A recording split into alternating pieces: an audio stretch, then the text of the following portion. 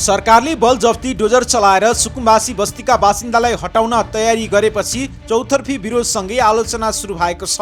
JNG अभियन्तादेखि विभिन्न राजनीतिक दल, सामाजिक सङ्घ संस्थाहरूले प्रधानमन्त्री बालेन नेतृत्वको सरकारको तीव्र आलोचना सुरु गरेका छन्। खास गरी राष्ट्रिय स्वतन्त्र पार्टीले निर्वाचनमा सुकुम्बासीलाई व्यवस्थित गरेर समस्याको समाधान गर्ने बाचा गरेको स्मरण गराउँदै अहिले उसैको नेतृत्वको सरकारले उल्टो कदम चालेको भन्दै आलोचना भइरहेको हो। जेएनजी अभियन्ताहरूले थापाथलीमै पुगेर सुकुम्बासीका बासिन्दासँगै विरोध प्रदर्शन गरे। उनीहरूले बालेन सरकारको कडा आलोचना गरे। त्यस्तै राजनीतिक दलका प्रतिनिधि सुकुम्बासी बस्तीमै पुगेर ऐक्यबद्धता जनाए। श्रम संस्कृति पार्टीका महासचिव तथा सांसद आर्यन राई बस्तीमै पुगेर सुकुम्बासीको पक्षमा उभिए। उनले आफूहरू सुकुम्बासीको पक्षमा सधैँ उभिने पनि प्रश्न पारे। आफूहरू सुकुम्बासीलाई हटाउनै हुन्न भन्ने पक्षमा नरहेको तर उचित विकल्प बिना जबरजस्ती हटाउन खोजेकोमा विरोध जनाउन बाध्य भएको महासचिव राई बताउँछन्।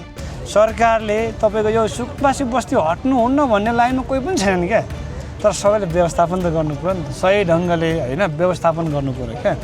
अब बस्ती स्थानान्तरण गरेर हुन्छ कि यत्रो चाहिँ खाली छ त भने क्या, नेपाल त चाहिँ 10 करोड 20 करोड जनता अट्नु सक्ने ठाउँ हो क्या। कम्तीमा त्यहाँनिर लगेर चाहिँ होइन तपाईँको एउटा राम्रो घर बनाइदिएर अथवा एउटा घर रहने तपाईँको जग्गा दिएर त राख्न सकिन्छ नि। त्यस्तै श्रम संस्कृति पार्टीकै अध्यक्ष हर्क साम्पाङले सरकारले निरङ्कुश चरित्र देखाएको आरोप लगाए। जनताको घर भत्काउनु, जनतालाई बेघर बनाउनु, लछार पछार गर्नु, गाली गलौज गर्नु, लाठी बुट र बन्दुक देखाएर तर्साउनु र आतंक मचाउनुले सरकारले निरङ्कुश चरित्र देखाएको हर्कको आरोप छ। सुकुम्बासीलाई सडक मानव बनाउन खोज्नु सर्वथा गलत हुने हर्क बताउँछन्। त्यस्तै मानव अधिकार विरोधी कदमको श्रम संस्कृति पार्टीले निन्दा भत्सना र खेद प्रकट गर्ने अध्यक्ष हर्क बताउँछन्। त्यस्तै नेपाली काङ्ग्रेस, नेकपा एमाले, नेकपा, राप्रपा लगायतका राजनीतिक दलहरूले दमन गरेर जबरजस्ती सुकुम्बासी बस्ती खाली गर्न खोजिएकोमा सरकारको आलोचना गरेका छन्। नेपाली काङ्ग्रेसले जमिन र आवासको अधिकार हरेक नागरिकले पाउनुपर्ने पक्षमा आफ्नो दल दृढ रहेको र दमन गरेर सुकुम्बासी बस्ती हटाउनु समाधान नभएको प्रश्न पारेको छ। नेकपा एमाले पनि डोजर चलाएर सुकुम्बासी बस्ती खाली गर्नु अन्तिम विकल्प नभएको चेतावनी दिएको छ। सुकुम्बासी सम्बद्ध सङ्घ सङ्गठनले पनि सुकुम्बासी बस्तीमा डोजर चलाउन खोजेकोमा चर्को विरोध गरेका छन्। उनीहरूले रासुपा पार्टी कार्यालयमै पुगेर ज्ञापन पत्र नै बुझाएर असन्तुष्टि जनाए। विकल्प बिना आफूहरूलाई नहटाउन पनि उनीहरूको माग छ। यदि सरकारले जबरजस्ती आफूहरूलाई हटाउन खोजेमा त्यसको सशक्त प्रतिवाद गर्ने सुकुम्बासीहरूको चेतावनी छ। राज्यको दायित्व त होइन नि त नि। अब यत्रो भनेदेखि बसोबास गरिरहेको आफै राज्यले पनि छानबिन गर्ने भनेको राज्यको नियम छ, कानुन छ। राज्यको नियम एन्ड कानुनहरूलाई भनेदेखि लत्याएर भनेदेखि चाहिँ बालेन शाह भनेदेखि जुन तरिकाले देशको प्रधानमन्त्री DTIको प्रधानमन्त्री त्यो तरिकाले अगाडि बढेको छ त्यो सरासर गलत छ। उहाँलाई योले ठुलो घाटा पुर्याउँछ। आफूहरूलाई सरकारी जग्गा कब्जा गरेको आरोप लगाएकोमा उनीहरूले असन्तुष्टि जनाए। आफूहरूले भूमाफियाबाट सार्वजनिक जग्गा कब्जा हुनबाट जोगाएको उनीहरूको दाबी छ। यदि यो सुकुम्बासीहरूले यो जग्गालाई चाहिँ संरक्षण गरेको थिएन भने यो पारीको घर जस्तै चाहिँ भूमाफियाहरूले यहाँ घर बनाइसक्थे। यो जग्गा त यति धन्यवाद दिनुपर्छ बालेनले। पछिल्लो समय देशका विभिन्न स्थानमा डोजर चलाएर आतंकित पार्ने काम भएपछि विभिन्न पेसा व्यवसाय गरिरहेकाहरूले पनि सरकारको आलोचना गरिरहेका छन्। सरकारले आफूहरूलाई जबरजस्ती सडकमा ल्याउने काम गर्न खोजेको भन्दै सुकुम्बासीहरूले असन्तुष्टि जनाए। सुकुम्बासी बस्तीमा आउनु भएको छ, सुकुम्बासीहरूलाई काँध थप्न आउनु भएको, सपोर्ट गर्न आउनु भएको। आज म त आएको होइन, म यहाँलाई प्रश्न गर्न चाहन्छु। धेरै वर्ष पहिला पनि 2-3-4 वर्ष कति होला समथिङ त्यो वर्ष पहिला म यहाँ आएको थिएँ। यो बस्ती धेरैचोटि आएको बस्ती हो र सधैँभरि हामीले भन्ने गरेका छौँ। फेरि म त्यो भन्न चाहन्छु, सरकारले तपाईँको यो सुकुम्बासी बस्ती हट्नुहुन्न भन्ने लाइनमा कोही पनि छैन क्या, तर सबैले व्यवस्थापन त गर्नु पर्यो नि त, सही ढङ्गले होइन व्यवस्थापन गर्नु पर्यो क्या। अब बस्ती स्थानान्तरण गरेर हुन्छ कि यत्रो चाहिँ खाली छ त भने क्या, नेपाल त चाहिँ 10 करोड 20 करोड जनता अट्नु सक्ने ठाउँ हो क्या।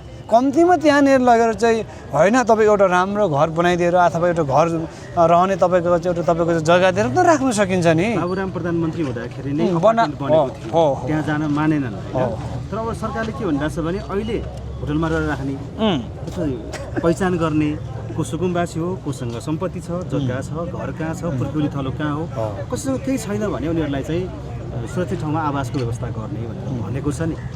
अनि यस सम्बन्धी चाहिँ सरकारले यस्तो छ त, जो सरकारले यो कुरा गर्नुभएको छ यसलाई व्यवहारमा उतारे खण्ड ठिकै हो होइन, ठिकै हो। अब को चिज के छ भन्दाखेरि तपाईँको नेपालको सुकुम्बासीको समस्या यहाँ मात्रै होइन है 77 जिल्लामा समस्या छ। म त खोटाङ जस्तो पहाडी भेगमा त समस्या छैन भन्ने लागेको थियो।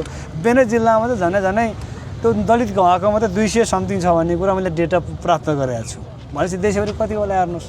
त्यसै कारणले गर्दा त्यो त जस्तै यहाँ त ल मानौ गाउँमा जग्गा छ भनेर देखाउँछ क्या। यहाँको सुकुम्बासीको कुरा चाहिँ के हो भन्दाखेरि यिनको पाहाडमा जग्गा छ भन्छन्। त्यो माथि पाहाडमा सुकुम्बासी रहेछ त हो कि नै? त्यो खोटाङको मान्छे यहाँबाट गएर त्यहाँ सुकुम्बासी त भएको होइन होला। त्यसै कारणले गर्दा देशैभरि सुकुम्बासी समस्या छ। यो सुकुम्बासी समस्या विविध कारणले भएको छ। मैले धेरै ठाउँ भन्ने पनि गरेको छु। एक चाहिँ तपाईँको चाहिँ विगतको चाहिँ केन्द्रीकृत शासन प्रणालीको कारणले गर्दाखेरि हो। दोस्रो राज्यको भूमि ऐनको कारणले गर्दाखेरि मान्छे सुकुम्बासी भएका छन्। र अरू कुरो तपाईँको चाहिँ आम नागरिक कसै पनि यहाँ रहले सुकुम्बासी भएको होइन क्या। यो बाध्यताले परिस्थिति सुकुम्बासी भएको हुन्। मलाई एउटा तथ्याङ्क बताउनु ज्यू भूमि समस्या समाधान आयोगमा काठमाडौँबाट 23 जनाको मात्रै निवेदन परेको छ सुकुम्बासी हुँ भनेर। देशभरिमा 2,80,000 भन्दा बढी छन् सुकुम्बासीको सूची अहिलेसम्म होइन। मानिसहरूले अहिले पनि यहाँ पनि जोसँग कोठा अन्त छ, घर छ अथवा नातेदारहरू छ, उनीहरूले त पोको पारिसके, गाडीमा लगी पनि सके, कतिले प्याक पनि गर्दैछन्। तर जो रियल सुकुम्बासी हो उनीहरू चाहिँ पर्खर हेरेरमा बसिरहेका छन्। हाम्रो सामान केही छ भने यही माटो मुनि मिल्छ, बालिन सरकारले डोजर चलाओस् भनेर बसिरहेका छन्। अर्को चाहिँ जहिले पनि विभिन्न दलहरूले सुकुम्बासीको मुद्दा उठाएर सत्तासम्म पुग्ने, सत्तामा पुगिसकेपछि उनीहरू माथि नै डोजर चलाउने, दमन गर्ने जुन नीति छ नि, यसपटक रासोपाले गर्यो भन्ने आरोप पनि लागिरहेको छ। अब फेरि तपाईँहरू सुकुम्बासीलाई कहाँ थाप्न तपाईँहरू श्रम संस्कृति पार्टी लागिरहनु भएको छ। फेरि भोलि उहाँहरूलाई रिजाएर तपाईँहरू सत्तामा पुग्ने यस्तो त्यो मैले किन भन्न सकेँ, हामीले कसै काम गर्दै के भएर हाम्रो पार्टीको सदस्य नलिनु, भोट पनि नहाल्नु हामीलाई होइन। कसैले हामीले सहयोग गरेको भएर दिनुपर्छ भन्ने त्यो बाध्यताले नदिनु। तर तपाईँले यो मान्छे साँच्चीकै इमान छ, काम गर्छ भन्ने विश्वासले दिनुहोस्। प्रष्ट रूपमा हामी भन्छौँ होइन। हामी राजनीतिमा आएको भनेको नि कसैले भ्रम पैदा पारेर तपाईँको फोकाएर तपाईँको सत्तामा गएर लिप्त हुनको निम्ति राजनीतिमा आएकै होइन। हामी राजनीतिमा आएको भनेको वास्तविक समस्या के हो त्यो जति सकिन्छ समाधानको निम्ति काम गर्नुपर्छ भनेर आएको हेर्नुहोस्। र अहिले म यहाँ बोलेको दिमागबाट बोलेको होइन, मैले मनबाट सधैँ बोल्ने गर्छु हामी। र तपाईँलाई म त्यो पनि अनुरोध गर्न चाहन्छु। यो मैले भने कसैलाई हामीले यहाँ तपाईँको चाहिँ हामी यहाँ उपस्थिति भएकै आधारमा यहाँ चाहिँ तपाईँ यहाँदेखि लिएर पर तपाईँको चाहिँ अनामनगर, सिनेमानगर, कता सुकुम्बासी बस्ती खोले हामी सबै जहाँ छौँ कसैले पनि हाम्रो पार्टीको सदस्य नलिनु। त्यो हामी आएकै भरमा प्रष्ट रूपमा यो समस्या देशको समस्या हो। यो देशको समस्या मेरो समस्या हो, किनकि म यो देशको नागरिक हो। त्यसै कारणले गर्दाखेरि तपाईँको चाहिँ जो अघि तपाईँ 23जना भन्नुभयो, त्यो किन आएन? सरकारले तपाईँको त्यो सम्बन्धी बस्तीमा गएर छलफल गरेको छ कि छैन? भूमि अथवा सुकुम्बासी आयोगले त्यो सम्बन्धी तपाईँको चाहिँ गएर चाहिँ कति ठाउँ छलफल चलाउनु भयो, त्यसको डेटा सार्वजनिक गर्नको निम्ति म यहाँ अनुरोध गर्न चाहन्छु होइन। डेटा सार्वजनिक गर्नको अनुरोध गर्न चाहन्छु। र कतिले तपाईँको चाहिँ आज भूमि पाए त त्यसको पनि तपाईँको चाहिँ डेटा सार्वजनिक गर्नको निम्ति म माग गर्न चाहन्छु। र प्रष्ट रूपमा चाहिँ हाम्रो देशको जस्तै सिङ्गापुरको एउटा तपाईँलाई उदाहरण दिन चाहन्छु। हाम्रो देशको नेतृत्वको जो आउँछ एकदमै बुद्धि नै उल्टो बाटो चल्छ लाग्छ क्या म त। सिङ्गापुरमा ली कुआन यूले तपाईँको चाहिँ त्यो सिङ्गापुर बनाउनु खोज्दै गर्दाखेरि एउटा सुन्दर बस्ती त्यहाँको चाहिँ अब चाहिँ एउटा चाहिँ स्टोरी छ। सुन्दर बस्ती बनाएर गए, एक हप्तापछि फर्केर आउँदाखेरि त्यो सुन्दर बस्तीमा चाहिँ फेरि फोहोर बनाएको थियो क्या। त्यसपछि उसले के सोच्यो भन्दाखेरि उसले दण्ड चलाएन नि त। उसले दण्ड चलाए त्यसको प्रतिकार हुन्छ, त्यहाँ सिङ्गापुर बन्दैन थियो क्या। उनले चाहिँ के बुझ्यो भने यिनलाई चाहिँ विकास होइन चेतना चाहिएको छ, उनले चेतनाको विकास गरे क्या। त्यो आज हाम्रो देशको नेतृत्व त्यो लाइनमा आउनु पऱ्यो।